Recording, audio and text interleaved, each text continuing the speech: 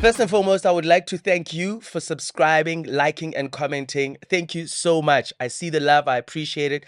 Can we get to 1,000 subscribers already now? And if we're at 1,000 already, can we get to 2,000? And if we're at 2,000, can we get to, we can all count. Let's just keep on getting more subscribers. I'm your host, Smash Afrika, and I hope with this season, I leave it better with my friends. So essentially, this podcast, you will find that I have an array of friends. Some famous, some stylish, some talented, some just outright funny. But what matters is we want to leave it better than we found it. And my guest for today's episode is Obutua Horoka. Ara wote motho wa roka yong. But what the subtitles are kitsi litlo ikrayang. It's sewing, ne? It's sewing. It just doesn't slap. That's why anyway, Obutua roka ne. On top of that, does not only do that. When we think about TV shows, adverts, people need to be dressed, right? And there's usually a team behind that. And he is usually the guy who heads up this department. Styling and wardrobe, that's his thing. And I understand he went to Lysoft, so we'll find out if he graduated. Because a lot of people who go to creative schools, they just go there to be like, I walk those corridors, but now I want the check. The one and only Refiloe. How are you, my brother? Guru. I'm very well. How are you? Dipudi. Yes. I love your surname, man. Aish. Because you could have been Pudi, but it's plural. And you know how people like to say, that man is Pudi. Yeah. And you are a goat in terms of the styling, the fashion, the wardrobe scene in South African commercial space, if lack of a better phrase, I met you might have been 2019. Mm-hmm. 2018, 19, roundabout. And I met you on a job. Yes. Little did I know that I have a brother in you. Yes. And we just got on. And from day one. And over the years, you've styled me a lot of times, and you made me look fire. Yeah. And sometimes I credit, sometimes I don't. At very short notice. Also, yeah, I call Guru 15 hours before the gig. Yeah. But one of the first things that I want to ask you, stylist is smart or sekraka mata. I don't know. I don't know if I can credit it to one thing. Okay. But Kimshimana Kokas. Sure. And there's a lot of people and a lot of elements in the hood, and I think as you grow up, you take in a lot of these things. Mm-hmm. I don't know at which particular point I sort of took all of these things and created one for myself. Sure. Right. But I think just being from the hood has played a very important role in how and having your eyes open look at things all the time. So you are busy just capturing. Yes, and when you're in the hood, your eyes must be open, and for whatever reason. Do you know what I mean? No, let's be honest. For safety reasons, yes. Your eyes must be wide open all the time, man. So I mentioned in my intro, Lysoft. Yeah. Ufedite. Yes. Graduated. Yes. Oh, love it. Okay, yes. We've had many episodes. Another graduate on the podcast. Woo-hoo. Creatives do graduate, yo. We do. Yeah. We do. But I also have as much respect for the creators that didn't. No, let's not talk about them. Let's talk about you. Okay. So you went to Lysoft to study what? And was it everything that you expected leading up to your graduation day? Come on now. A bit of both. Okay. A bit of both. I think it's only after you go to school for a creative field, which you actually realize, I could have learned this anyway. Really. I really could have learned this anyway, But I'm obviously grateful for the opportunity to have, gone through all of that, and the experience was obviously amazing. Not to say I didn't take anything away from it. It has helped me along the way. So yeah. Now, and I know this because I think we've mentioned it like before. Your grandmother played a pivotal part Ah man. in you being. Ah man. Are you a soulmeister because you are a man? Because as you put it, because I got. I don't think I Is don't there think such a phrase? I don't know. I don't think so. Okay, You okay. know, but I mean, we can coin it. Okay, You know, we can yeah. coin it. So yeah, let's talk about your grandmother and her influence in you loving sewing and just the machine and just Yeah, making your own threads. sure. I think my grandmother is the beginning of all my creative. Sure. Um, so my grandmother was a teacher, right? And then her side thing was that she was the local seamstress. Sure. So there was always like a sewing machine. She was always on it. Sure. So she'd go to work and then come back and then she's doing alterations or whatever else that she is doing. So I think I picked that up. My thing for sewing, that's where it really, really comes from. Um, and it was also just like in her way. Maybe I think also my thing for style comes from her and a lot of women in my family. I grow up around a lot of women, right? My maternal family is very woman heavy, with a range of personalities and personal styles, and so different. So, but my grandmother, I think, is the thing that informs all of that. Sure. That's where it starts, and I don't know if it's just for me. Sure. So one, through her, I learned all of those things, and through, because she encouraged it. So it's almost like she gave me permission to exist in it and to follow it and see what it could potentially become for me. And also the reason why, I mean, there's a term for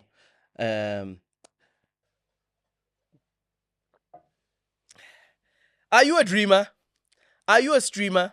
Well, I'm a dreamer and I'm a streamer. My name is Smash Afrika, and I want you to check out dreamstream.co.za for exclusive content and ad-free content. And if you're looking to record your podcast, looking to record your album, or maybe a photo shoot, dreamstream.co.za. They're the plug. They'll stream that dream. Cheesy, right? A male seamstress. It's called a tailor. Yeah. Was she thinking that Refiloe, o tlo nna tailor one day ngwanaka? Because it was a side hustle. That was not the main gig. Yeah. So you can you will learn by doing alterations here and there. Yeah. But with the precision, once you get the hang of the machine and Sure. you're conducting it with confidence, was she like encouraging you to keep going? Boy, keep going. Absolutely. My grandmother encouraged me to do anything that I wanted to do. Do you know what I mean? Whether ke go jive or whatever, then Oh no, Jaiva. fam, come on, Guru wa Lepanzola. right? So whatever it is, she always encouraged it. She's like, okay, do it. If this is what you're doing now, then let's do it.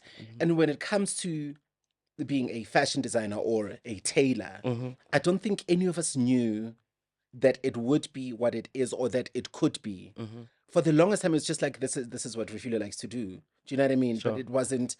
There weren't a lot of conversations that were had around. Oh, you could be a designer. Sure. You could be, Sure. So she encouraged it because in the moment, that's what I liked. Who's your fashion god or queen? Or fashion king? Or fashion dawn? Of all time, or Of all time? Earth. And why? Top of my head, I would say Alexander McQueen. Sure. Because I think when I first realized what this fashion thing is, or what it could be, Alexander McQueen was one of the people that I was exposed to, right? And I've always gravitated towards him in terms of design, because there was a rebellion about him. Sure. Right? that personally I think has shifted Sure. this entire fashion thing. The Right? industry, yeah. It's shifted Yep. so much, and that's what it was. I was almost thinking that rebellion is not the right word, but I think it is. That's what it was. There was a bravery and a rebellion about him, that even when things were done this way, Yeah. he'd be like, "No, I want to do it this way." Yeah. Yeah. Do you know what I mean? And he did it, and that just like flipped the whole thing on its head. And I think that's quite a beautiful story. Um. Now, according to Lufuno, you are the most open book, and yet so calm. Like you are not like, hi guys, I'm an open book. You can Yeah, know yeah, all about me. And the reason why I'm mentioning Lufuno's name, um, you know, shout out to Lufuno, man. Um, she is one of the people who reminded me of the power of confidence in how you wear certain things. yeah. You can literally wear anything and make it look good based on how confident you Absolutely, come across. absolutely. Now you dress a lot of people. Yeah. Some people you probably met once. And now Yes. you're getting into their personal space. Sure. Do you think being an open book allows you in your profession to excel and engage different people for different jobs the way you've been? Because style is a personal thing and you are supposed to style based on a mood board. And Sure. this person has their own style. Yes. Yes. You're right. It does allow me to do that, right? But if I think of myself as an open book, right, it is in the sense that you can take from it, Mm, but you can also add on to it. mm, Do you know what I mean? mm, And mm. I allow myself to move that way, Mm. right? In that, and I do understand what my job is in terms of like dressing people and all of these things, right? But what has also been helpful is allowing people to teach me about themselves. Ah. Do you know what I mean? Because it's one thing to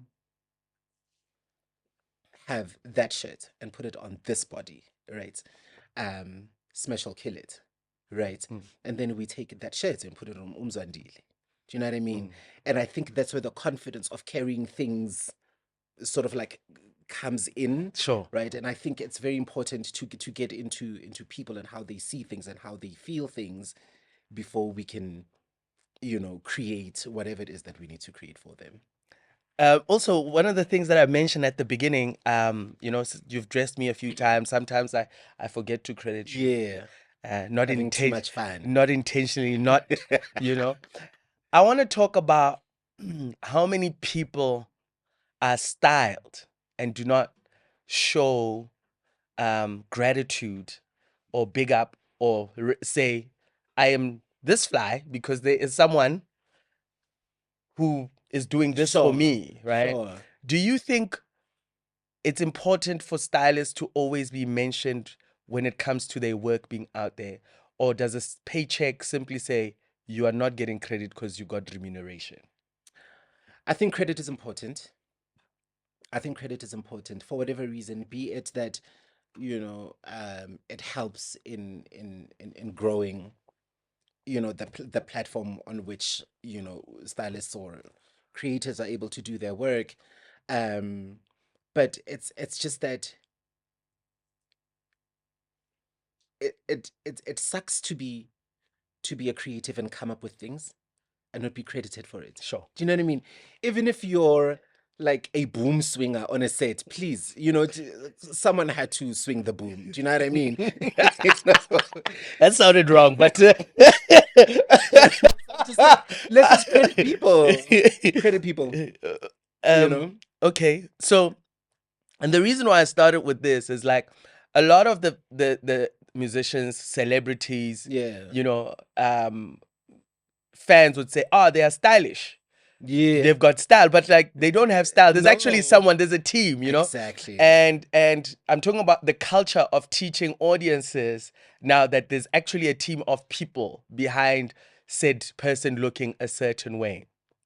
What is your opinion about celebrities or people in the public space, popular people wearing big name brands, all written like pretty much they're hard to miss. They look like a Christmas gift. Yeah. Versus style, and looking at the time that we're in, where big name brands are you could say the benchmark of being stylish or being fashionable. What's your opinion on that? Um,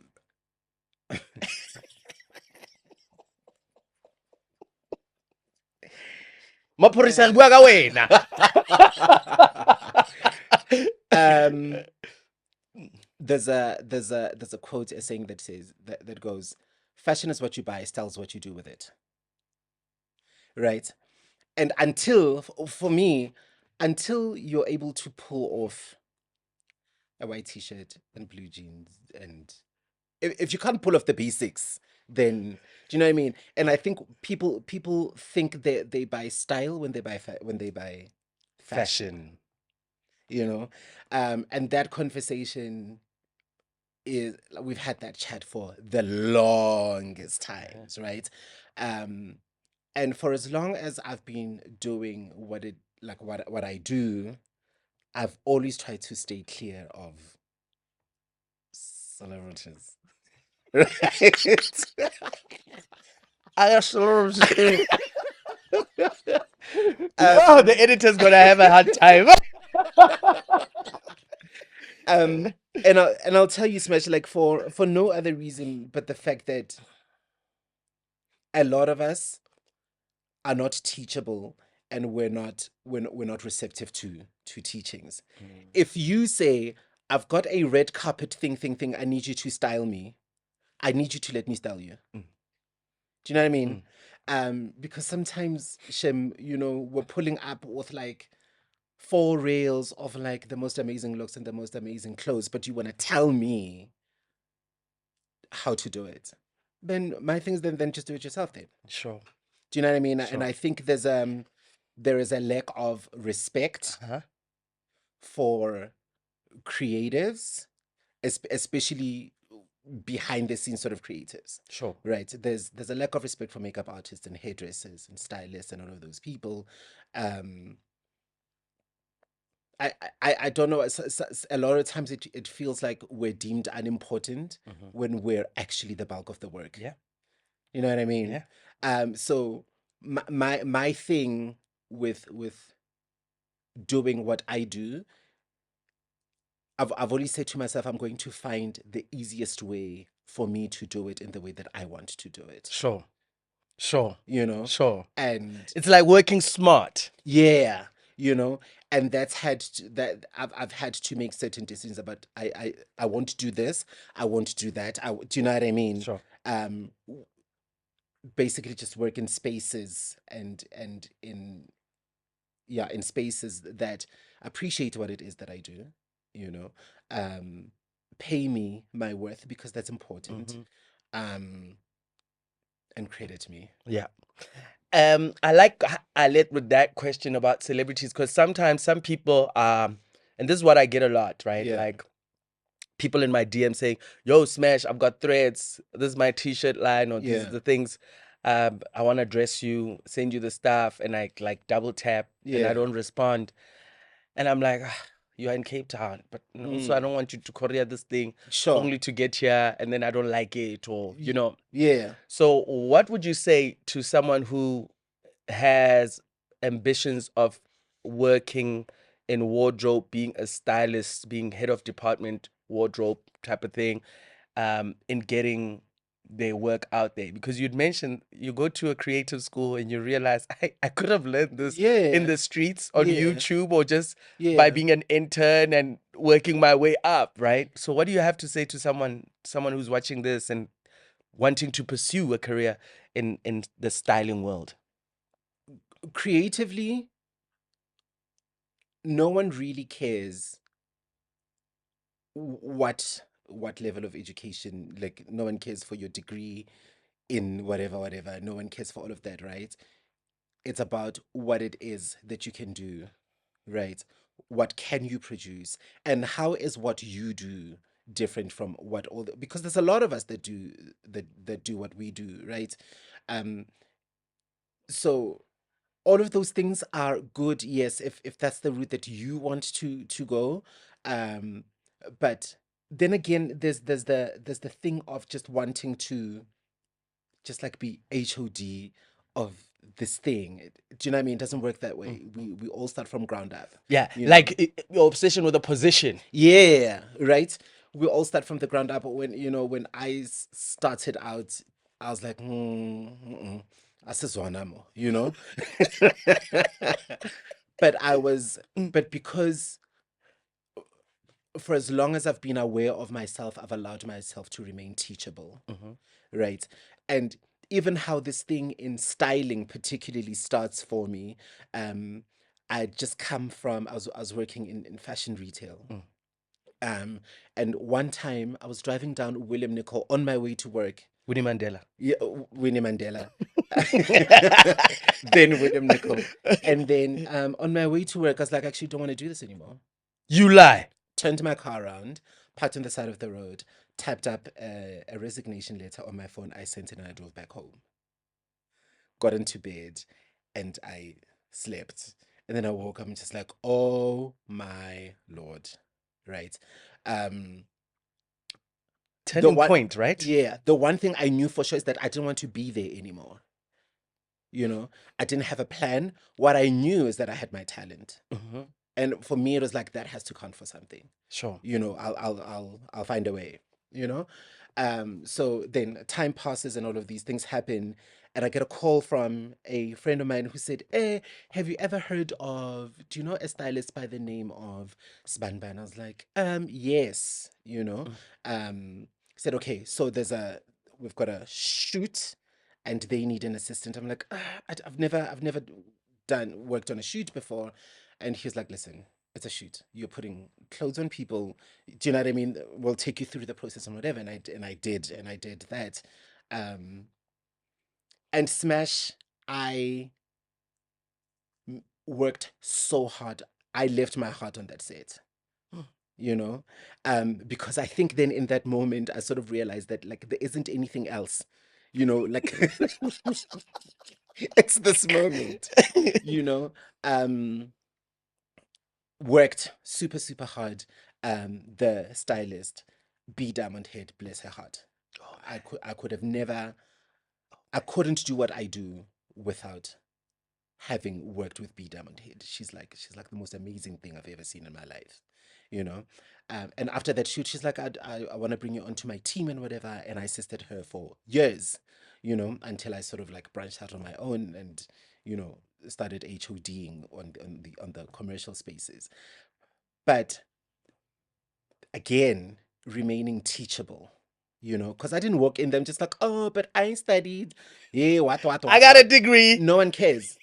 No one cares. Do you know what I mean? If there's like 4 panel vans of clothing that need to be sorted out, go do it.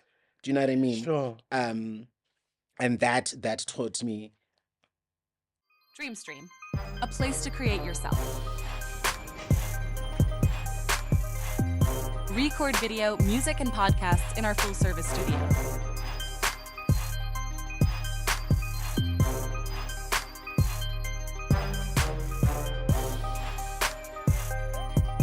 Record video, music, and podcasts in our full-service studio.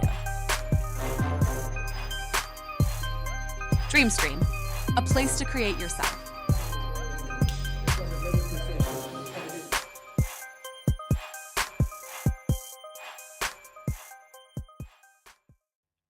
The discipline that taught me all of the things that I know today that make it so easy for me to do what I do with what I think is brilliance and dedication and all of the good stuff.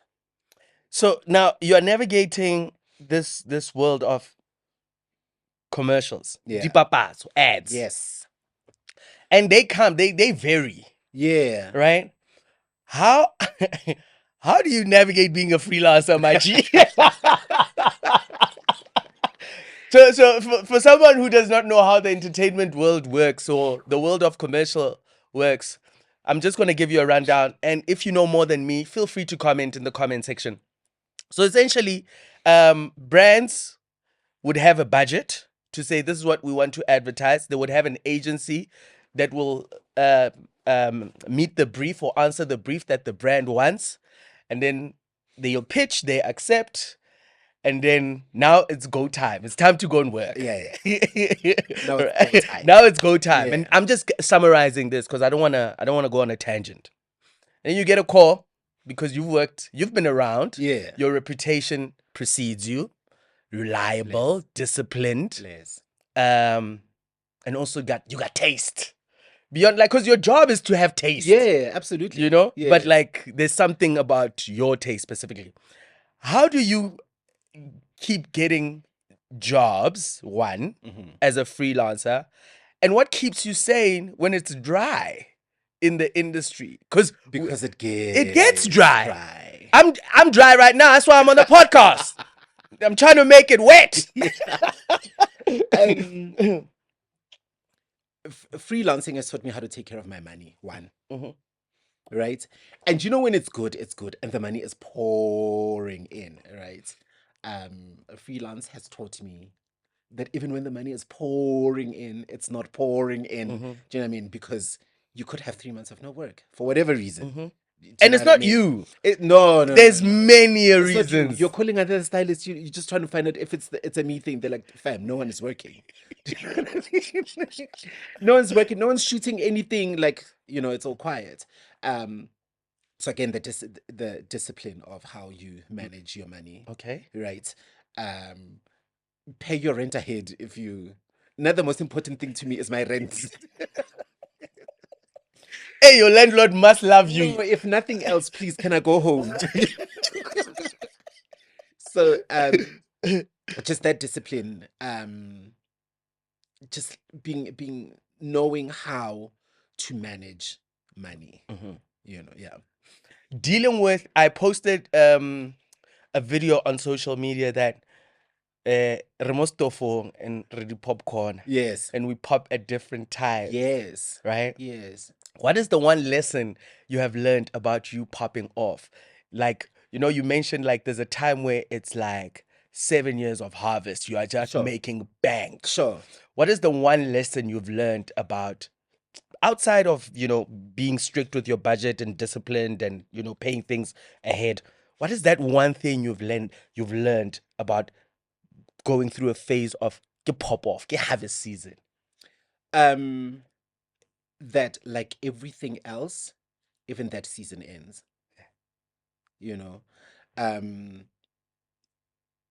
That, and I think that's why we call it a season. Sure. Because they will ever change those Sure. seasons, right? Sure. So I treat my, what do you call it, pop off season. I try and remain the same person I am in pop off season. When you are still waiting to, I really, really do try to maintain and always remember that even in harvest season, that season is going to end and something else is going to come.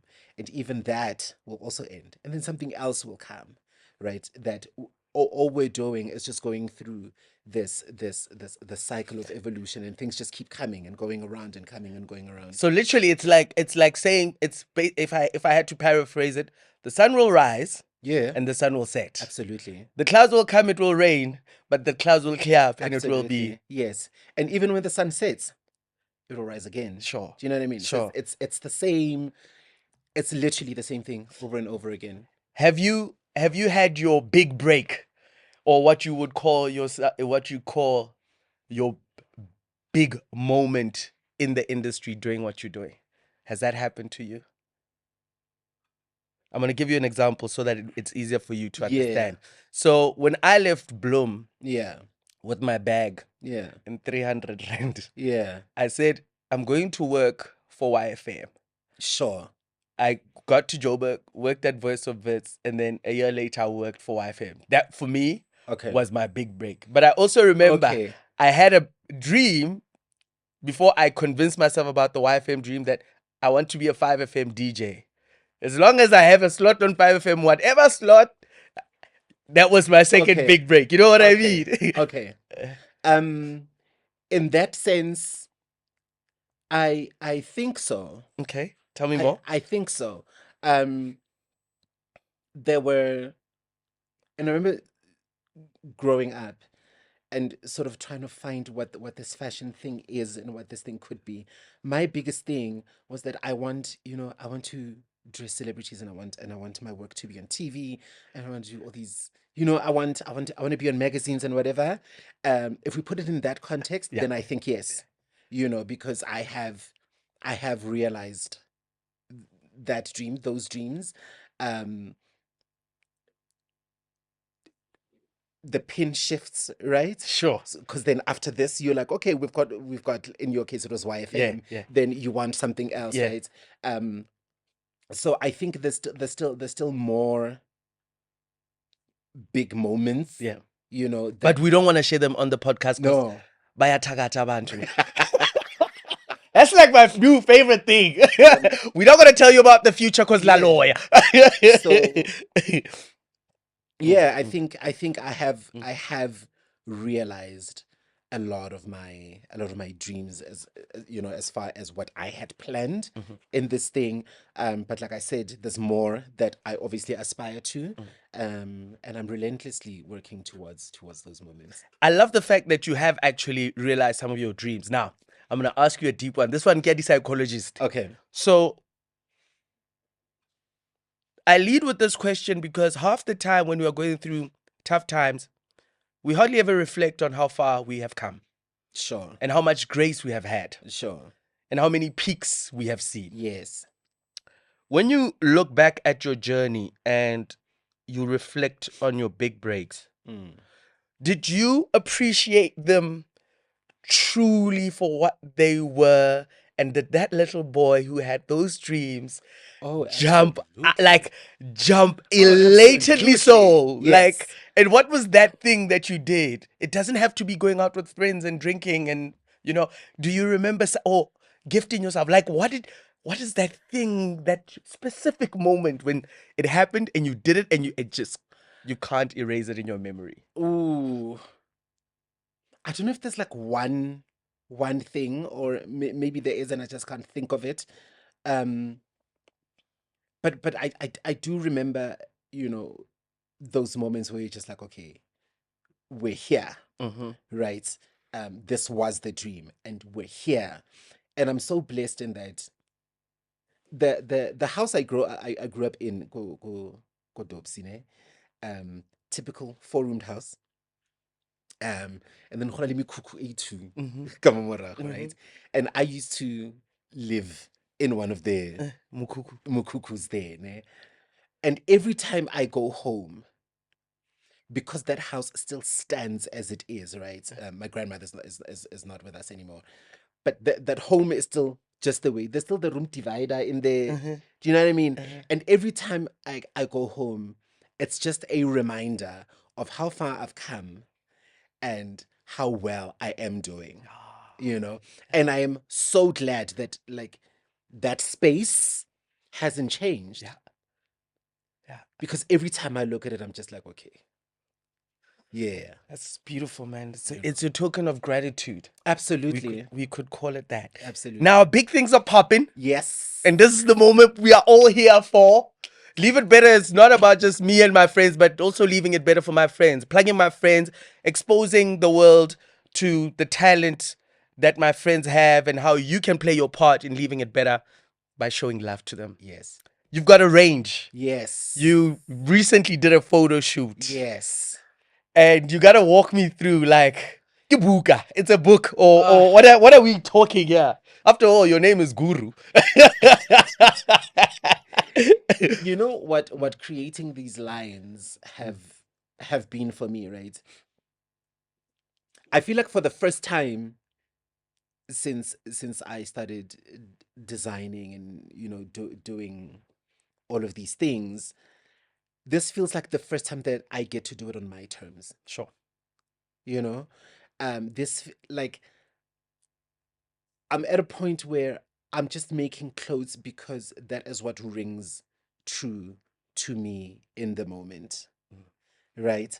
And I had stopped making clothes for a long time, and people were obviously, why aren't you making clothes? Where did you get that made that? Oh, where can I find it? You can't, because I'm not making it, What an asshole.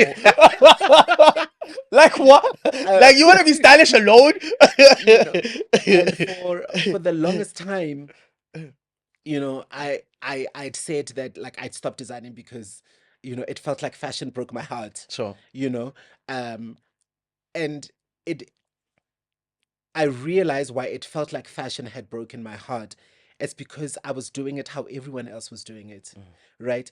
And when there wasn't anything special enough about it, which is how I would do it, then that saddened me, And it's very easy to fall into the mainstream of what everyone else is doing. Do you know what I mean?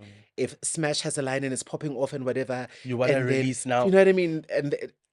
You know and now for the first time I'm like, okay, I'm going to do it on my terms. And a friend of mine was saying to me, maybe now you're doing it on your terms because you don't rely on it for money. And in as Sure. much as I laughed in the moment, I'm just like, actually, yes. Do you know what I mean? Now I can just do it. I can do it authentically. I can do it on my terms. It can be what I want it to be mixed with what it needs to be. You're not also chasing deadlines. No, You're not scrambling for material. no, You're not starving for creativity or inspiration. It's just flowing. no. And I don't have to please anyone with it. Do you know what I mean? So does this mean like we'll get, because usually I get as people, we go through these moments Yeah. when there's big things happening in our life Yeah. or turning points. So you had stopped and now you have an entire range now Yes. and you're going to release it. Yes. Do you know how long it will take to release a new range? And that's a terrible question to ask you. It's too early. I think about a week ago or 2 weeks ago, one of our machines broke down. I was just like, oh my God. And then I was like, it's fine. I'm not rushing anyway. It's okay. Yeah. Uh the machine will get fixed when it's fixed and then it will pick up. So what's the story? What story are you telling with this line? I've been sometime last year, a friend of mine gifted me a book titled The Art of Who We Are, right? And it's literally just a documentation of different tribes across Africa and like small indigenous, spaces. And Smash, I have been living inside that book, right? Um, and even just in, for instance, like in the commercial space, I just have a thing for Black stories. I Sure. love telling a Black Sure, story. sure. I think there's so much of it to tell, and there's so much texture in those stories. So getting into this book, I was like, no, man, this is what needs to be highlighted in the stories of who we are. And we speak a lot about the beauty of Africa and its people and all of those things, right? Sure. But we're never really putting enough effort into recreating the magic of it. Sure. And I'd like to at least try and contribute to the recreating of this magic and the highlighting of it. This is beautiful, man. Yeah. Yo, man. I just want to say thank you for being you. That's the first part. Thank you for sharing your story. Thank you for inspiring us, me specifically, and also for inspiring and giving other stylists the courage to say, this is what I'm going to do. I'm going to pursue. Yeah. Thank you for paying it forward because it was paid forward for you. Bless. And you're not doing it because you owe it, because it was done to you. Yeah. But it's rather like reminding self, if I pay it forward, it's going to be better. Absolutely. Thank you for having a teachable spirit. And thank you so much for engaging in that spirit. Yeah. Because you are always receiving, but you are never short of sharing as well. So it's just like this beautiful rotation. Yeah. Gift that keeps on giving. I'm wishing you all the best. I cannot wait to be seen in the threads. And first time together. you know, and yeah, keep on celebrating us, keep on celebrating our African stories, and also not just celebrating them, but like giving us what it feels like to see and feel Sure. a garment that is specifically about celebrating African stories. Please. I appreciate Thank you. you so much for having me. Shout out to the team, Dream Team. Shout out to the team, dreamstream.co.za. And don't cut that because everybody fumbles. But don't fumble the bag. Make sure you check out dreamstream.co.za for exclusive content. Without the team from Dreamstream, none of this would have been possible. Thank you for subscribing, commenting, sharing, and all the vibes. I appreciate you. I'm out. Yeah, you must never cut off my fumbles, G.